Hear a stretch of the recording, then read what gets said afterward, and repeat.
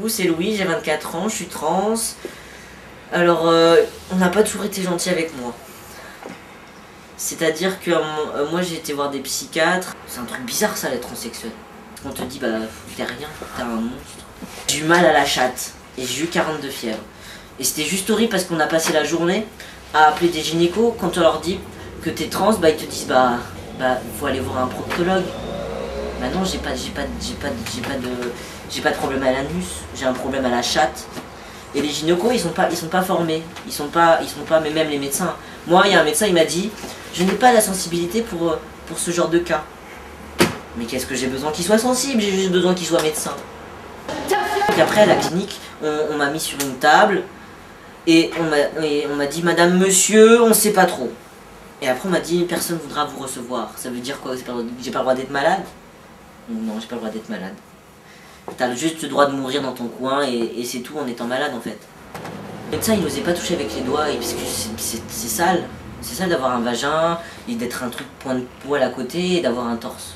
C'est sale, c'est un truc pas normal. Alors c'est pas normal, je le sais. C'est pas dans la norme. J'ai eu un traitement quand même.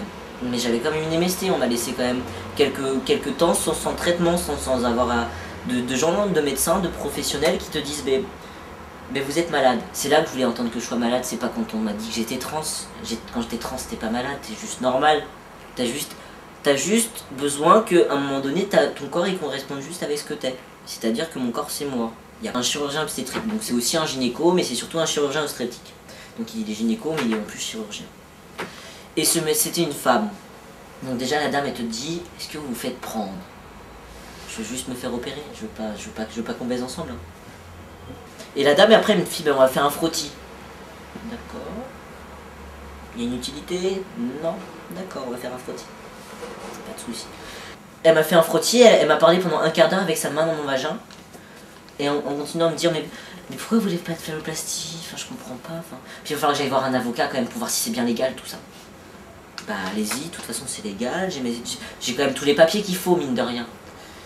Et il faut que je consulte mon assurance aussi, t'as raison. Consulte ton assurance des fois que je porterai plainte parce que tu m'as enlevé mon vagin, c'est bien. Enfin mon vagin, mes ovaires. Et en plus, cette opération, c'est aussi une opération de santé. C'est-à-dire qu'à un moment donné, la testostérone, ça fait des polykystes ovariens, du coup, c'est un peu nécessiteux pour ma santé. Donc à un moment donné, ça va peut-être devenir une urgence, pas encore maintenant, mais ça va le devenir. Et en gros, cette dame-là, elle m'a dit, mais moi je fais pas. Elle m'a écrit un petit courrier, elle m'a dit, madame, moi, les opérations comme ça, je fais pas. Mais allez voir l'équipe officielle, ils le font. Oui, je vais aller voir l'équipe officielle qui le fait. Je vais être traité comme un petit cobaye à qui la vie ne vaut rien, c'est tout.